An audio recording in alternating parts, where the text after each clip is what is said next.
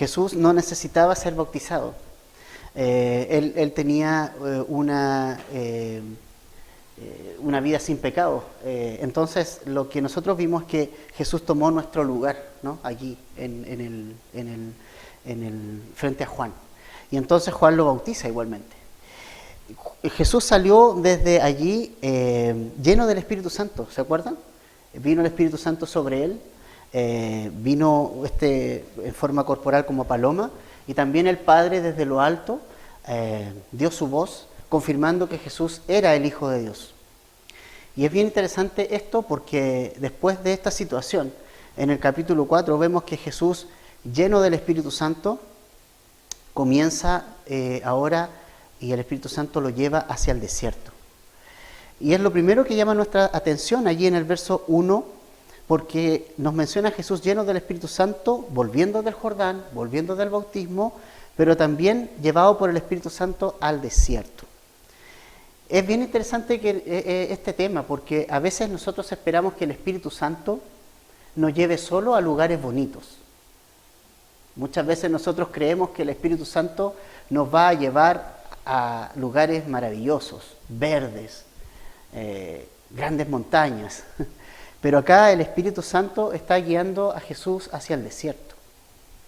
O sea, nuestras vidas, el Espíritu Santo, algunas veces las va a guiar a situaciones difíciles. El Espíritu Santo nos va a guiar a desiertos, donde no es bonito, donde todo es seco, donde no hay árboles, donde hay, en los desiertos de este lugar, habían como bichos venenosos y todo ese tipo de cosas. Se creía que era como el desierto una morada de animales peligrosos y de mucho temor. Pasar el desierto no era un tema como pasar el desierto de Atacama en auto, ¿no? O sea, igual tiene su riesgo, ¿no? Pero realmente estar en el desierto era muy difícil. Entonces, lo primero que nosotros vemos aquí es que una vida llena del Espíritu Santo no significa una vida llena de verde a nuestro alrededor. Una vida llena del Espíritu Santo significa una vida sumisa al Padre. Una vida sometida a la palabra de Dios, sometida al Padre. No significa necesariamente que externamente las cosas van a estar bien, pero sí significa que el Espíritu Santo va a llenar tu vida, ¿no? Y te va a guiar por donde Él quiera, ¿ya? Entonces es muy interesante ver que el Espíritu Santo fue el que llevó a Jesús al desierto, ¿no? Y es interesante porque el mismo Espíritu que te lleva al desierto es el mismo Espíritu que te va a sostener en el desierto. Eso es algo también importante de conocer. Si el Espíritu Santo te lleva al desierto, será el mismo Espíritu Santo que te va a fortalecer en el desierto y te va a dar el poder para soportar esa vida de sequedad allí en el desierto. Porque en el verso 14 del mismo Lucas 4, nosotros vemos que, eso vamos a verlo la próxima semana, pero allí dice, y Jesús volvió, ¿de dónde? Desde el desierto. Ya venía de vuelta en el poder del Espíritu a Galilea.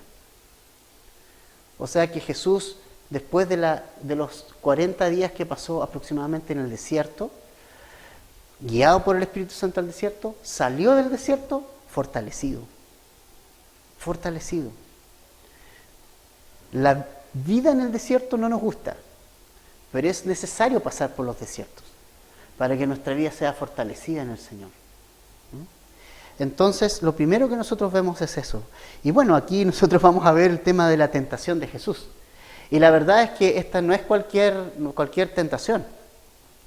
Estamos aquí viendo, por un lado, a Satanás, fuerte, ¿no? El príncipe del mal.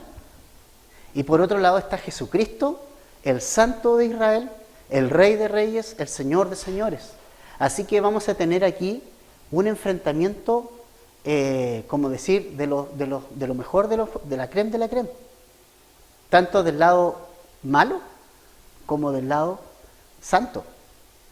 Y entonces, a través de este pasaje, el Señor nos va a enseñar muchas cosas con respecto a la tentación, que es muy bueno que nosotros lo consideremos.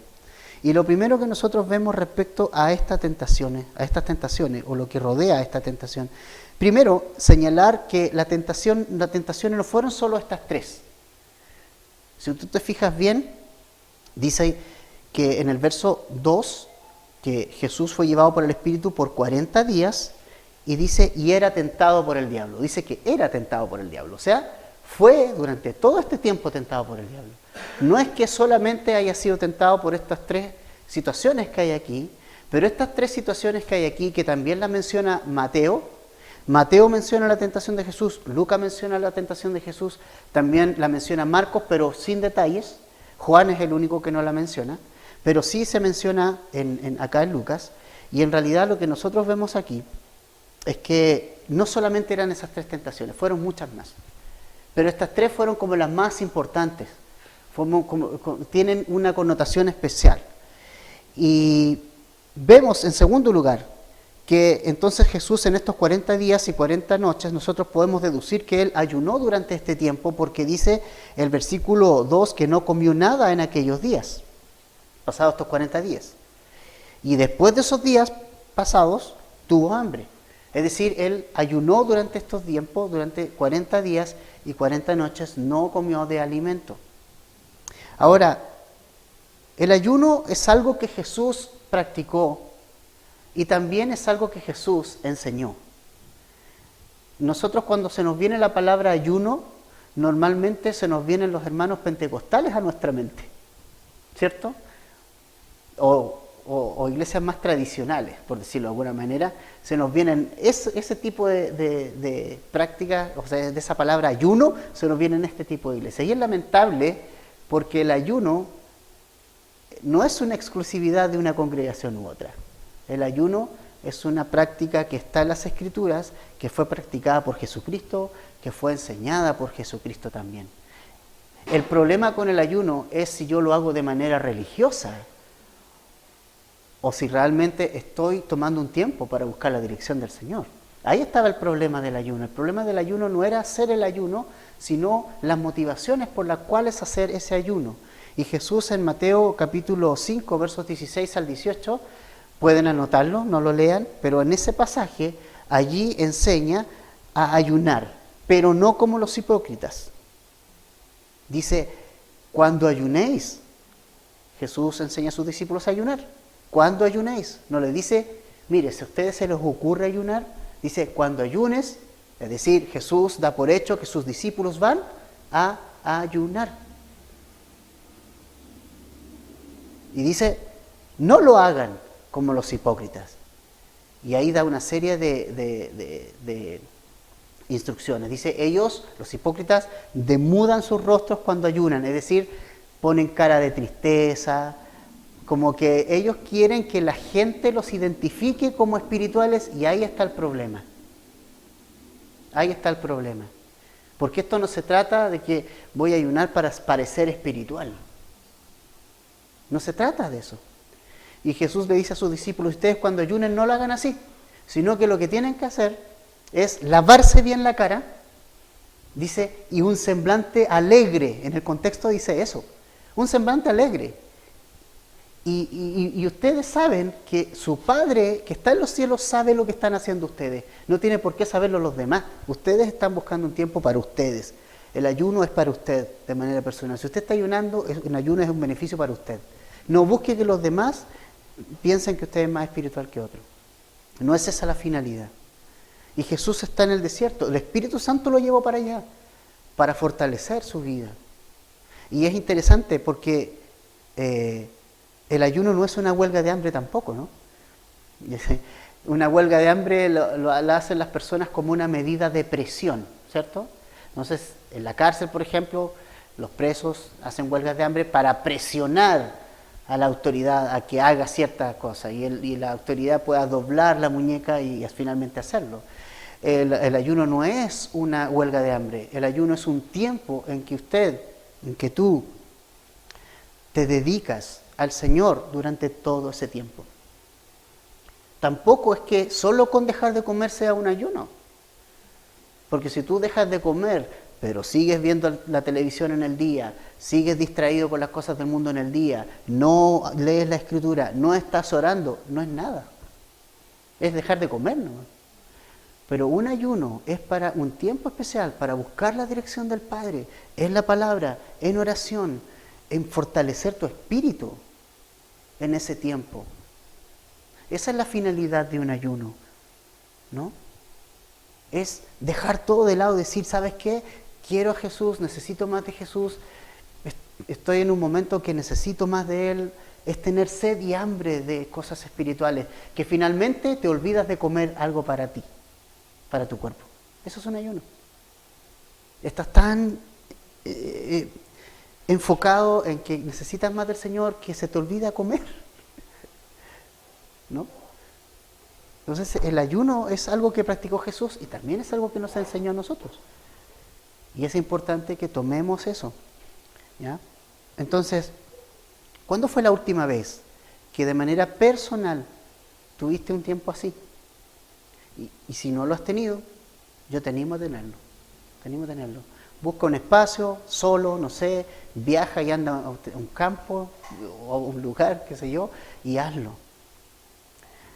El Señor va a usar muchos esos tiempos para fortalecer tu vida, para hacerte crecer, ¿ya? Bueno, entonces, en ese momento de debilidad, por decirlo de alguna manera, Jesús, viene Satanás y le da los últimos 3 batacazos, porque ya lo había estado atacando todo este tiempo. El primero de ellos, tentación número 1, versículo 3. Entonces el diablo le dijo, si eres hijo de Dios, di a esta piedra que se convierta en pan.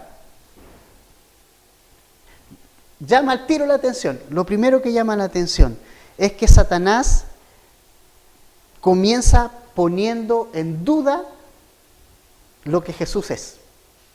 Le dice, si eres hijo de Dios. ¿Me fijan? Trata de poner en duda la persona de Jesús. ¿Y quién es Él? En esencia. Trata de hacer dudar que Jesús es el Hijo de Dios. Y es interesante porque Él sabe, porque de lo contrario no lo habría tentado. Él sabe que Jesús es el Hijo de Dios.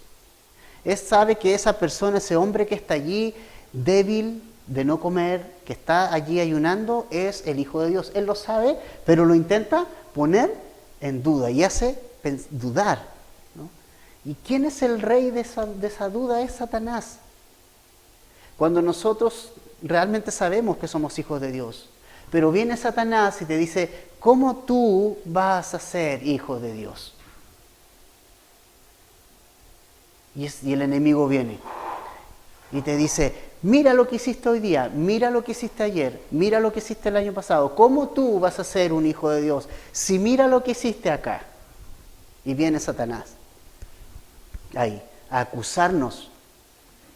Es el acusador. Está constantemente acusándonos. Si eres el Hijo de Dios, si tú eres hijo de Dios, ¿por qué estás pasando esto? También Satanás ahí a nuestro oído. Si eres hijo de Dios, ¿por qué entonces te dejó sin trabajo? Si eres hijo de Dios, ¿por qué te pasó esta situación? Así es el enemigo. Así es el enemigo, y ahí está. Haciéndonos dudar de que tú y yo somos hijos de Dios. Pero Juan dijo que Jesús era nuestro abogado. Si hubiéramos pecado, dice, tenemos un abogado que nos representa, en el cual podemos ir y pedirle perdón por medio de este abogado y ser perdonado. Entonces Satanás siempre está haciendo así, siempre está acusando y siempre está haciéndonos dudar de que somos hijos de Dios. Así como aquí está haciendo dudar a Jesús, o lo quiere hacer dudar, quiere hacerle caer la trampita, si eres hijo de Dios, ¿ya? Satanás quiere sembrar esa duda en el corazón de Jesús y Satanás quiere sembrar esa duda en el corazón de nosotros los cristianos, siempre. Trata de hacernos dudar ahí. ¿Cómo vas a ser hijo de Dios? Mira lo que hiciste, ¿no? Satanás es así. Ahora, también vemos que Satanás se aprovecha de una situación de vulnerabilidad física de Jesús. Porque dice el verso 2 que tuvo hambre, Jesús. Y sabes que me emociona que diga que tuvo hambre, porque estamos viendo que Jesús es un hombre. Jesús está enfrentando esta tentación no como el Superman. Él está siendo tentado también como hombre. Él es hombre 100% y es Dios 100%. Pero Él está siendo tentado como hombre y aquí tiene hambre. O sea, vemos su humanidad aquí, ¿no? Me gusta eso, me alegra porque Jesús tiene hambre. Es un hombre también, ¿no? Es un hombre. Y Satanás se está aprovechando de esa vulnerabilidad para finalmente hacerlo dudar, ¿no? Ahora, en los momentos débiles físicamente, también Satanás viene a nuestra mente, ¿no? Cuando estamos débiles, enfermos, o de alguna manera Satanás también empieza como ahí a molestarnos. ¿Por qué estás así? ¿Por qué estás así? ¿Por qué estás débil? ¿Por qué Dios te tiene así, poco menos, no? Y está la tentación también esta, ¿no? Ahora, mira lo que le dice entonces en este momento vulnerable. Esta es una tentación física, ¿no? Netamente física. Le dice la sugerencia de Satanás. Di, si eres hijo de Dios, di que esta piedra se convierta en pan. Aquí está, ¿no? ¿Sabes qué? Parece legítimo lo que Satanás le está diciendo a Jesús, ¿o no? Jesús tiene hambre y le dice, ok, tienes hambre, di que estas piedras se conviertan en pan. Uno puede verlo desde fuera y decir, ¿qué malo tiene que una persona tenga hambre? ¿Y qué malo tiene que Jesús, que tiene el poder, convierta el pan, la piedra en pan? ¿Qué malo puede tener eso, cierto? ¿Qué malo puede tener? Se ve bien, se ve bastante bien. Bueno, se ve igual de bien como se veía el árbol del bien, de la ciencia, del bien y del mal.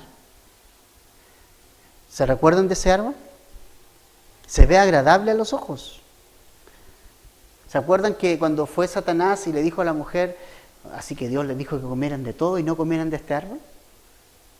Y Satanás tergiversó las órdenes ahí. La mujer dice que vio el árbol y era agradable para comer. O sea, uno dice, bueno, ¿qué malo tiene? Es un fruto, se puede comer, es agradable. Entonces, lo mismo acá.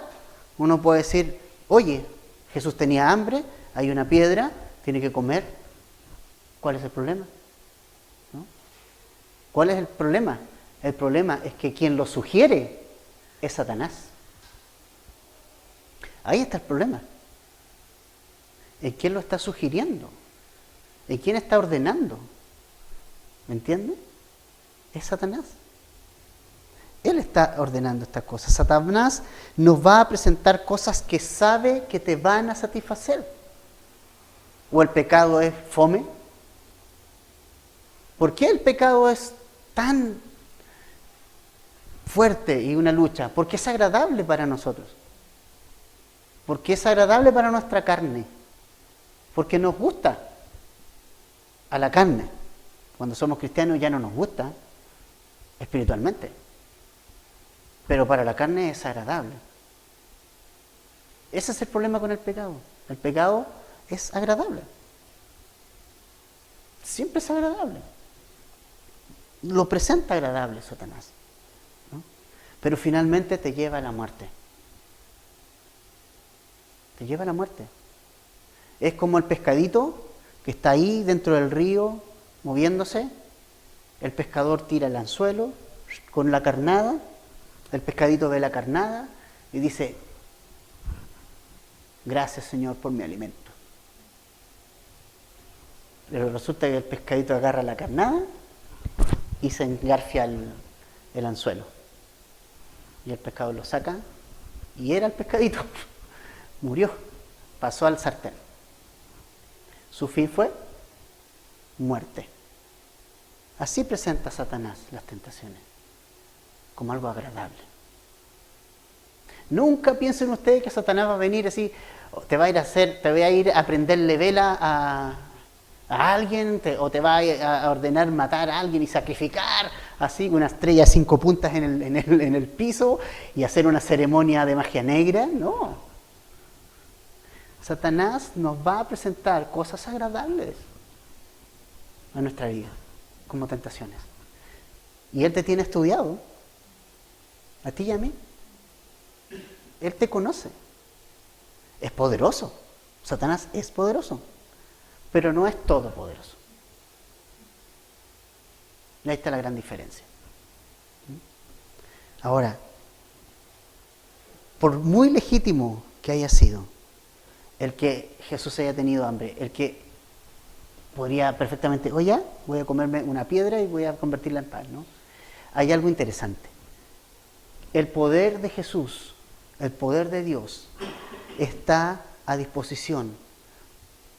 ¿Cuál era la premisa de Jesús? Servir a otros. Jesús solo usó su poder, si te fijas bien, vamos a estudiar todo el Evangelio, para beneficios de otros. Nunca usó su poder para su propio beneficio. Nunca, nunca. Vamos a ver, ya la próxima semana, vamos a ver en un par de semanas, que ya Jesús apenas apareció, casi lo mataron. Tuvo que salir arrancando. Él podría haberse ido así y haberse teletransportado a otro lado. Pero él salió arrancando, corriendo como todo hombre. Y así agachado entre medio de la gente. Porque nunca usó su poder en su propio beneficio. Todo su poder lo usó en beneficio de la gente. De la gente. ¿Eso no nos enseña algo a nosotros? ¿Cómo tenemos que vivir nosotros? ¿Para quién vivimos? ¿A quién servimos? A otros. Tenemos que pensar menos en nosotros, en nuestras comodidades, y pensar más en los otros, en el otro. Jesús nunca usó su poder para su propio beneficio. ¿Lo podría haber hecho? Tenía el poder para convertir la piedra en pan. Tuvo el poder de multiplicar 5 panes y 2 peces para hacer que 5.000 comieran, y no vaya a tener poder para hacer una piedra pan. Pero no quiere el beneficio personal. ¿Entiendes? Y venía la orden de Satanás, no del Padre. No del Padre. ¿Cuál fue la respuesta de Jesús? Y esto es algo que nosotros vamos a aprender. ¿Qué usó Jesús para enfrentar la tentación? Y aquí hay algo muy importante para aprender. ¿Qué dice el versículo 4? Jesús respondiéndole dijo, escrito está. Ahí está el tema. ¿Cómo responder a la tentación? Con la Escritura. Tú no tienes la respuesta. Tú no tienes la respuesta. La respuesta, y no tienes el poder. Pero Jesús acude a la palabra. Y es muy interesante cómo Jesús responde. Recordemos, Jesús es el Hijo de Dios. O sea, Él es el Todopoderoso, es el Rey del Universo. Jesús es el Rey del Universo. Es muy interesante. Pero Él responde, escrito está. Escrito está. Él podría haber respondido de otra manera, tenía todo el poder, pero Él fue a la Escritura, ¿no? Escrito está. Él responde con la palabra de Dios. Y aquí nos está enseñando a nosotros la forma en cómo nos enfrentamos a Satanás. Es simplemente recurriendo a la palabra de Dios. Cuando Satanás viene a tu vida, te presenta una tentación, viene a atacarte, lo que debes hacer es simplemente recurrir a la palabra de Dios y sus promesas. Simplemente es eso. Simplemente es eso.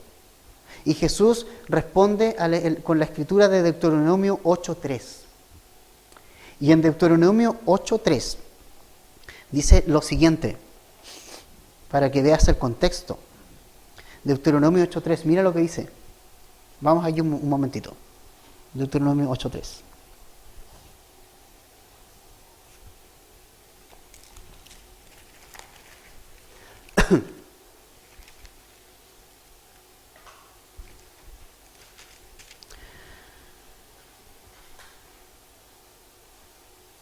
Vamos a leer desde el 2 para tener el contexto, ¿ya?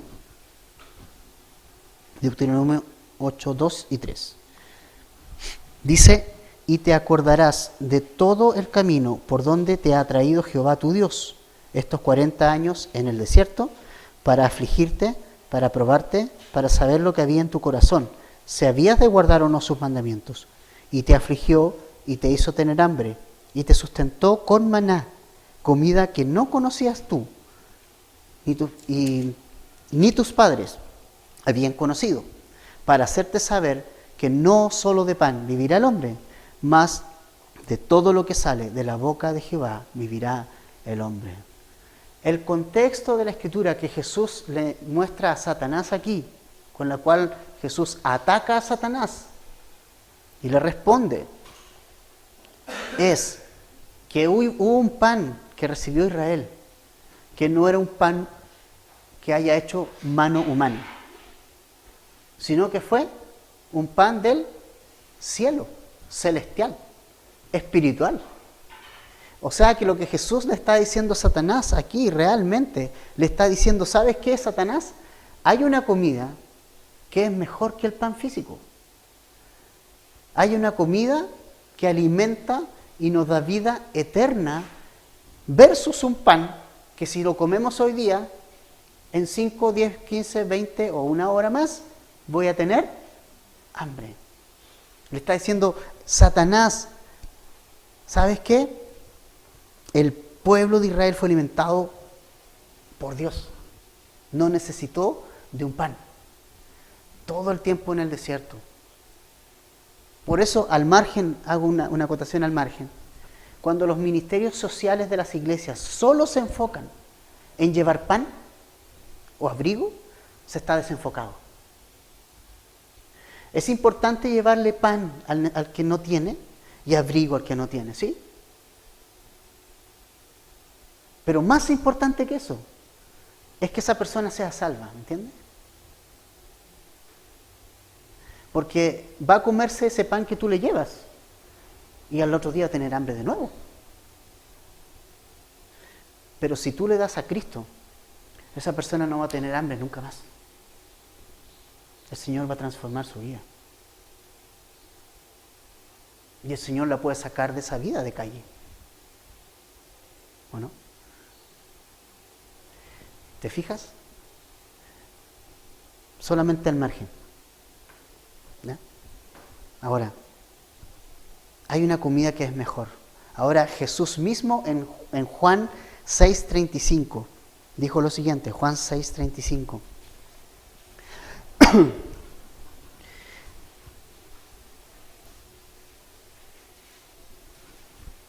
Jesús les dijo, yo soy el pan de vida.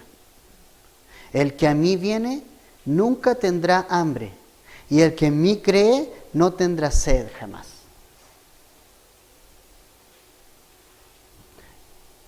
Es decir, el alimento para nuestra vida es Jesús, su palabra. El pan y el agua, lo necesario para nosotros, ¿no? Ninguna cosa de este mundo, hermanos, y esto pongámoslo en nuestra mente y corazón, ninguna cosa de este mundo, incluida la comida, podrá satisfacer tu vida. Nada satisfacerá tu vida como Jesús, como una relación con el Señor, como alimentarte de Él te va a satisfacer. La satisfacción total y completa del hombre solo está en las cosas de Dios. Una persona lo puede tener todo, completamente todo.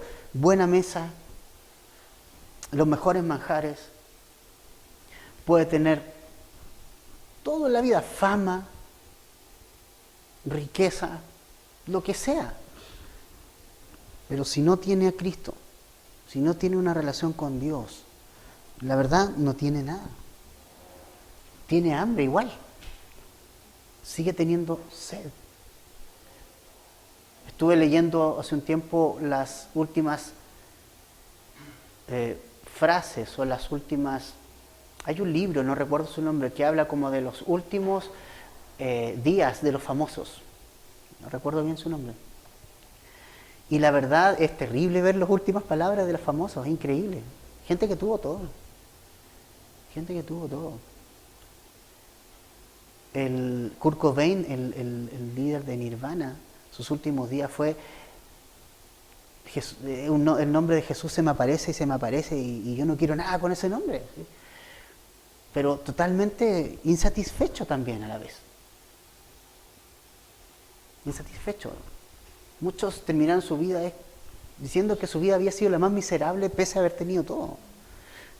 Entonces la satisfacción no viene por lo que vemos, viene, y la comida para nuestra vida está aquí. Jesús es nuestra comida, es nuestra bebida, es nuestro alimento. Ahora piensa por un momento, si tú no lees la Biblia, si no la estudias, si no la meditas y si no la practicas,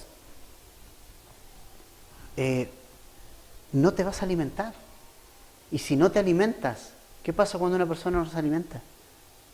Le entran las enfermedades y muere. Espiritualmente, si tú no te alimentas, tienes los días contados como cristiano. Te vas a morir. Si no te congregas, mueres. Son complementos, ¿no? Entonces, esta es una verdad bíblica a la que Jesús apeló para enfrentar la tentación. Es decir, Satanás, no todo es comida en esta vida. Hay algo mejor. Y eso, lo mejor es comer del pan de vida. Es comer la comida celestial, la comida del cielo. Es la única que te satisfacerá 100%. 100%. Vas a sentirte satisfecho, ¿no? Vamos a ver la segunda tentación. Versículos 5 al 8 está la segunda tentación. Y le llevó el diablo a un monte alto y le mostró en un momento todos los reinos de la tierra y le dijo al diablo: a ti te daré toda esta potestad y la gloria de ellos, porque a mí me ha sido entregada, y a quien quiero la doy. Si tú postrado me adorares, todos serán tuyos. Respondiendo Jesús le dijo: vete de mí, Satanás, porque escrito está: al Señor tu Dios adorarás y a Él solo servirás.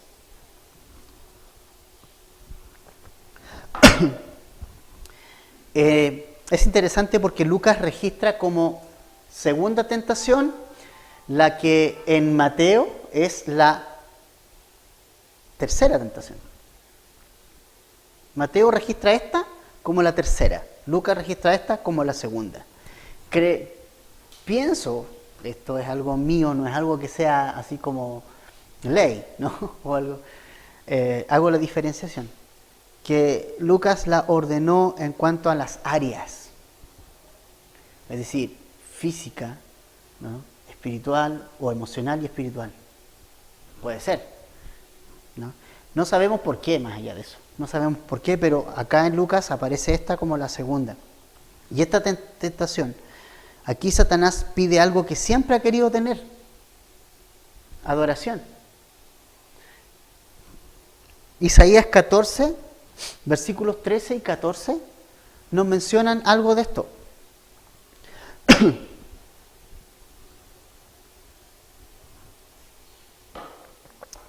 Isaías 14, 13 y 14 nos dice: tú que decías en tu corazón, subiré al cielo, en lo alto, donde junto a las estrellas de Dios levantaré mi trono y seré semejante al Altísimo. Sobre las alturas de las nubes subiré y seré semejante al Altísimo. Ahí está. O sea, Satanás siempre quiso tener el lugar de Dios. Siempre quiso poner su trono ahí. ¿Por qué? Porque siempre quiso adoración. Él quiso autoexaltarse y que la gente lo exaltara a él. Por supuesto, el creador de todo tuvo que hacer lo que había que hacer, lo tuvo que expulsar. Dice luego: mas tú derribado eres hasta el Seol, a los lados del abismo, ¿no? Fue derribado desde el cielo, Satanás. Entonces, lo que hace acá Satanás es llevar a Jesús a un monte alto y le ofrece, fíjense ustedes lo que le ofrece. Le dice: te doy todos los reinos de la tierra, todos van a ser tuyos si tú me adoras. Y yo te los doy porque a mí me ha sido entregado. Y yo los tengo. Ahora, Satanás estaba en la verdad. Jesús no le reprochó eso. No le dijo, no, Satanás, no son tuyos. Le dijo, no, se quedó ahí. Fíjense ustedes que Juan 12:31, Juan 14:30, Juan 16:11, el mismo Jesús llama a Satanás el príncipe de este mundo. Jesús lo llama el príncipe de este mundo. Satanás tiene el control de la gente, del sistema, del mundo. El Dios de este mundo, dice 2 Corintios 4:4, el apóstol Pablo dice en 2 Corintios 4:4, llama a Satanás el Dios de este mundo, con minúscula. El Dios de este mundo. Él tiene este mundo tomado en sus manos. ¿Cuándo pasó eso? Cuando Adán cayó en pecado. Dios le dijo a Adán, tome. Ya, es como cuando te entregan el título de dominio de tu casa. Es emocionante, ¿no? Nati, vimos ahí sus fotos. Vimos sus fotos de la Nati ahí con su certificado. Pero es algo tremendo, pero también es una responsabilidad de cuidar tu casa, ¿cierto? Se te entrega, entonces tú la cuidas, tú la mononas, y todo el tema. Dios le entregó a Adán el título de dominio de la tierra como su casa.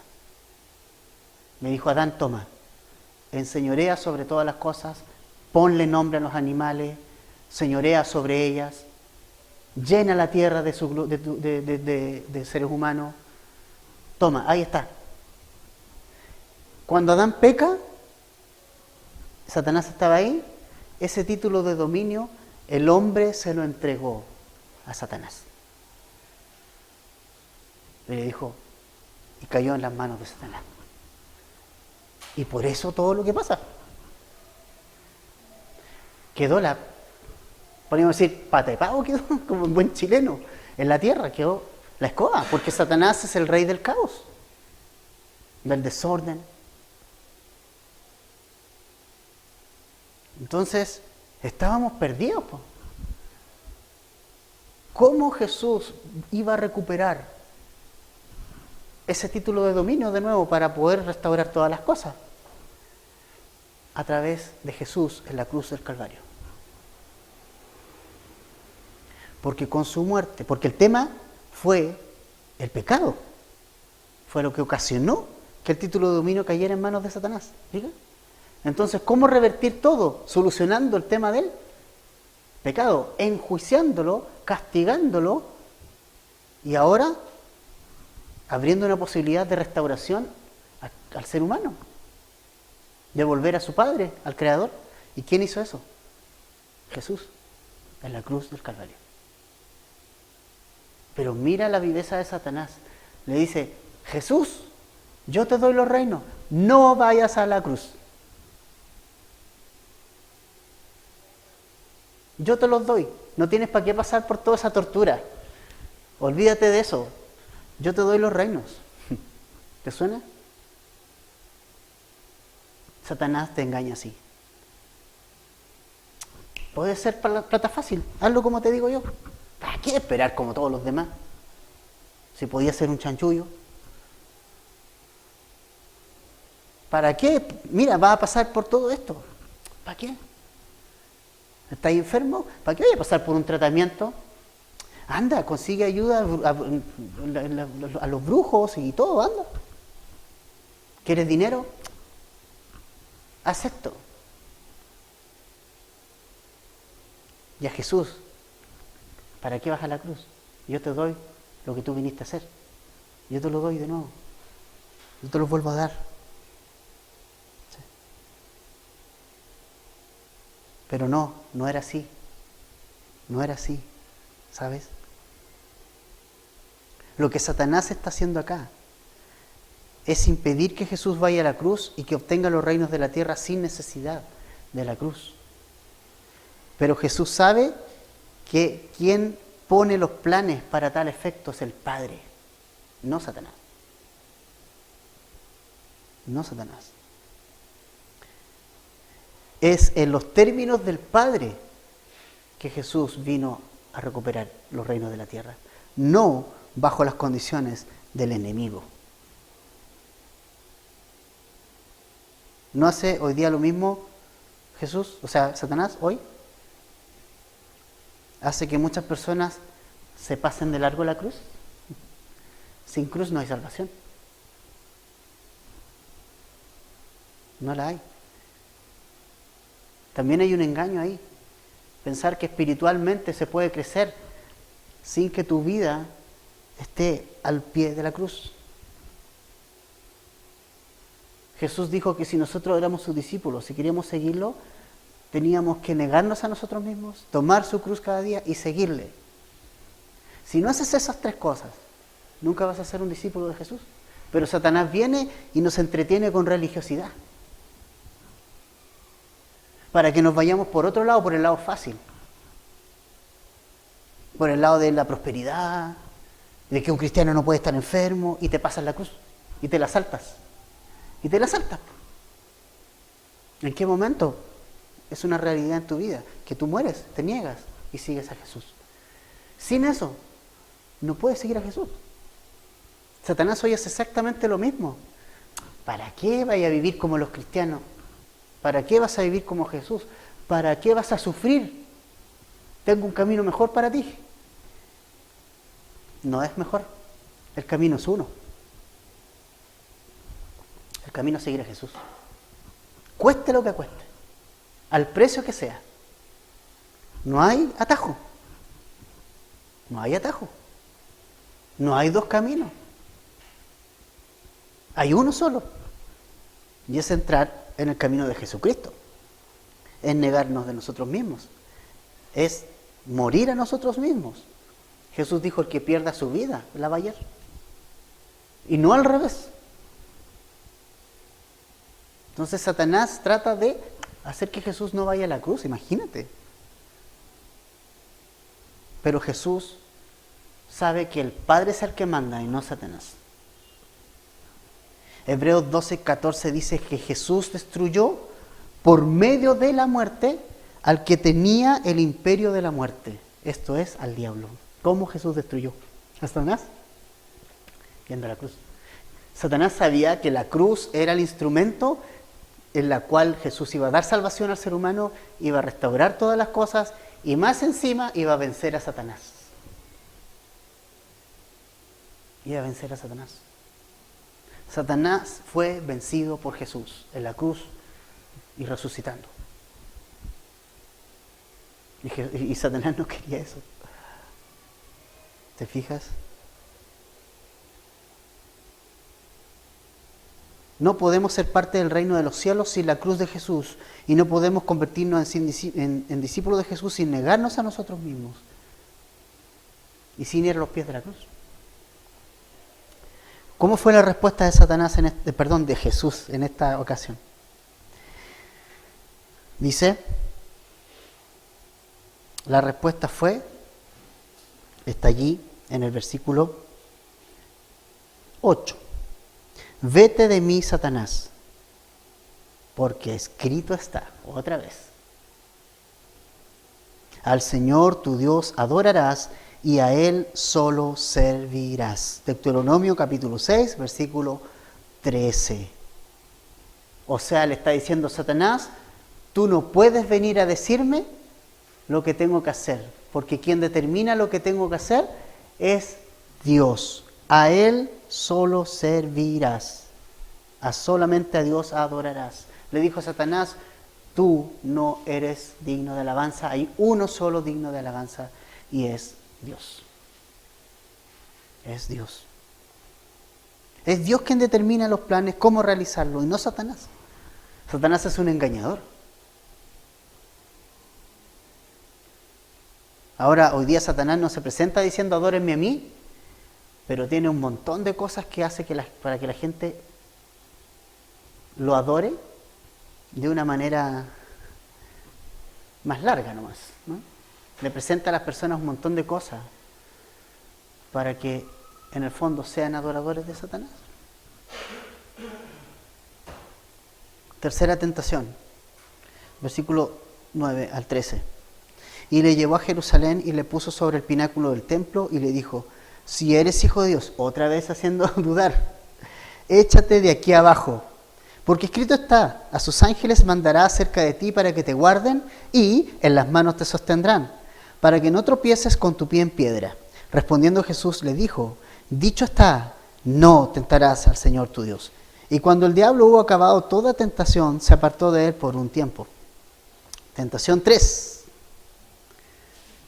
El diablo aquí apela un poco a lo emocional, espiritual también, y nuevamente quiere poner en duda la condición de hijo de Dios. Pero hay algo también diferente ahora. Hay una sugerencia. Hay una sugerencia de Satanás: es tírate, lánzate, dale nomás, desde el pináculo del templo, tírate abajo. ¿Cuántas personas han muerto este año tirándose y lanzándose de diferentes lugares de Chile? Costanera Center, ¿cuánta gente se ha tirado de ahí? Satanás sigue hoy día exactamente lo mismo. Satanás, mira, no tiene ninguna estrategia nueva. Sigue siendo el mismo malvado de siempre, diciéndole a los chicos y a la gente: tírense, no vale la pena vivir. Y eso está hoy día todavía: tírate, ¿qué importa? Tírate. Ahora, Satanás hace algo nuevo aquí, ¿lo notaron? ¿Notaron algo? Usó la Biblia. Revisemos el pasaje que él emplea. Primero veamos lo que él dice. En el versículo 10 dice: porque escrito está, esto lo dice Satanás, a sus ángeles mandará cerca de ti que te guarden y en las manos te sostendrán, para que no tropieces con tu pie en piedra. Vamos al pasaje nosotros. Salmo 91, 11 y 12. O sea, aquí vemos que Satanás conoce la Biblia. Salmo 91, 11 y 12. Satanás hace una versión modificada de la Escritura. Así que ya saben, los que modifican versiones y sacan palabras. Mira lo que dice la Escritura en su contexto. Salmo 91, 11 y 12. Pues a sus ángeles mandará acerca de ti que te guarden en todos tus caminos, en las manos te llevarán para que tu pie no tropiece en piedra. ¿Qué frase omitió Satanás?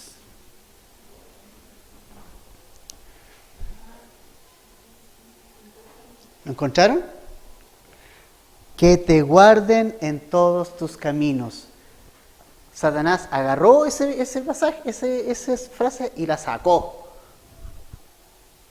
Y la sacó. Es decir, el pasaje tiene una condición. Porque dice que Dios enviará ángeles acerca de mí, de nosotros, o de Jesús, pero que te guarden en todos tus caminos. Los caminos de Dios, los caminos del Padre, no los caminos de Satanás. Si una persona está en un camino distinto, Dios no lo va a guardar. ¿Me entiende? Entonces Satanás omite esa parte. Satanás omite la parte que te guarden en todos tus caminos, porque Dios cumple su promesa y es fiel con aquellos que guardan sus caminos. Satanás no quiere que haga la voluntad de Dios. Satanás quiere que haga la voluntad de Él. Y es capaz de modificarte la Escritura para engañarte. ¿Quién hace eso? El falso maestro. Todas las falsas religiones del mundo y falsas iglesias se basan en la Biblia. ¿Has pensado eso, no? Claro, todos abren la Biblia. Vaya a una secta y dice: vamos a abrir la Biblia. ¿No? Satanás también la abre. Satanás es teólogo, te puede dar una clase.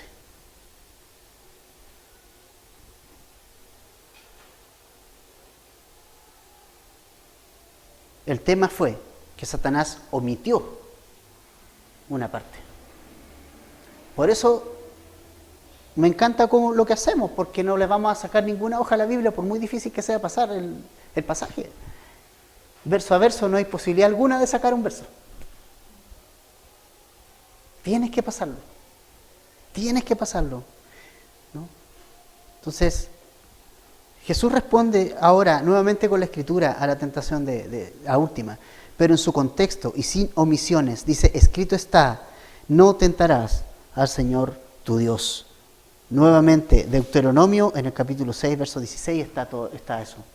Es decir, Satanás, tú no puedes tentar al Señor tu Dios. Y con eso Jesús está diciendo que Él es Dios. ¿Te fijas? Es hombre, pero también está diciendo, yo soy Dios. Y no me tientes, porque yo soy Dios. ¿Te fijas? Interesante, eso está en Deuteronomio 6:16. ¿No? Satanás hoy hace muchas de estas cosas, sigue tentando de la misma manera. Quiere hacernos creer que lo material es más importante, quiere hacernos desviarnos de la cruz y quiere que desafiemos la autoridad de Dios. Esas tres cosas va a hacer Satanás. Las repito, quiere hacernos creer que lo material es más importante, quiere hacernos desviarnos de la cruz. Y tres, quiere que desafiemos la autoridad de Dios y su palabra. Conclusión. ¿Por qué Jesús enfrentó la tentación? ¿Y qué podemos hacer nosotros cuando enfrentamos la tentación? La respuesta está en Hebreos capítulo 4, versos 15 a 16. Este pasaje lo vamos a buscar. Hebreos 4, 15 y 16.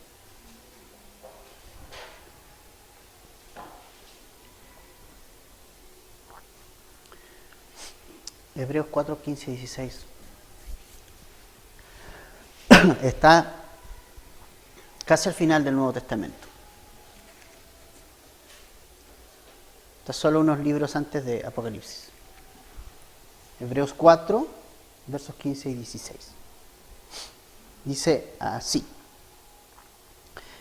porque no tenemos un sumo sacerdote que no pueda compadecerse de nuestras debilidades, sino uno que fue tentado en todo según nuestra semejanza, o sea, como hombre, pero sin pecado. Acerquémonos, pues, confiadamente al trono de la gracia, para alcanzar misericordia y hallar el oportuno socorro. O sea, ¿por qué Jesús pasó esto? Jesús te entiende cuando tú estás tentado hoy. ¿Te entiende? ¿Por qué cuando somos tentados tendemos a arrancarnos de Dios? ¿Se dan cuenta, no? No, Jesús acá dice, ser tentado no es pecado. Todos vamos a ser tentados. Y en nuestras debilidades. O sea, Dios sabe, Satanás sabe dónde nos aprieta el zapato a nosotros. Y te va a atacar por ahí. Pero mira lo que dice acá. La idea es que no te alejes de Dios, que no te arranques, sino que te acerques a Jesús. Jesús te entiende. Porque Jesús fue tentado en todo, dice Hebreos, en todo. Físicamente, espiritualmente, emocionalmente. Fue tentado a no seguir la voluntad de su Padre. Fue tentado a dejar de lado la cruz. Fue tentado en todo área de su vida. Y porque fue tentado en todo, hoy te puede ayudar cuando tú estás enfrentando la tentación. Tú puedes ir a Él. Dice que tú puedes acercarte confiadamente al trono de la gracia. ¿Y qué vas a encontrar? ¿Un palo? No. Dice que vas a encontrar oportuno socorro, ayuda, auxilio, asistencia. Jesús pasó estas tentaciones para entenderte. Y Él te entiende cuando tú estás pasando tentaciones. Te entiende como hombre. Cuando tú como hombre pasas tentaciones, Él te entiende. Sabe por lo que estás pasando, porque Él lo experimentó, ¿entiendes? Tu mujer, lo mismo. Él pasó por lo que tú estás pasando. Él te entiende lo que siente un ser humano cuando se ve enfrentado a una tentación carnal fuerte o espiritual. Por lo tanto, podemos ir a Él confiadamente. Confiadamente. con confianza, decir, Jesús, estoy en esto, ayúdame, te necesito. Y Jesús te va a ayudar. ¿Qué crees que va a hacer? Obviamente te va a ayudar. Así que puedes ir confiadamente. Tenemos un Salvador en quien podemos confiar plenamente cuando enfrentamos la tentación porque Él la vivió. La vivió. ¿Te ha pasado que cuando pasas algo, se lo conversas a alguien, pero ese alguien que se lo conversas no ha pasado lo mismo que tú? Es como que no te entiende mucho, ¿cierto? Es como que no te entiende, que tú no sabes lo que estoy pasando. Probablemente no. Pero Jesús sí sabe lo que estoy pasando. Jesús sabe lo que significa una tentación para el ser humano. Sabe. Y quiere que tú vayas a Él. Y te está diciendo, ven, pues, acá estoy. Ven, yo soy el socorro. El socorro no está en desviar la mirada, en desviar la atención, en ponerse a hacer otras cosas. El socorro está en Jesús para la tentación. En Él está el socorro para tu vida, tu tentación. No en otra persona. No la busques en otra cosa porque solo te va a distraer y finalmente no vas a vencer. Pero la victoria está en Jesús. Él venció para que tú también puedas vencer. Vamos a orar, ¿ya?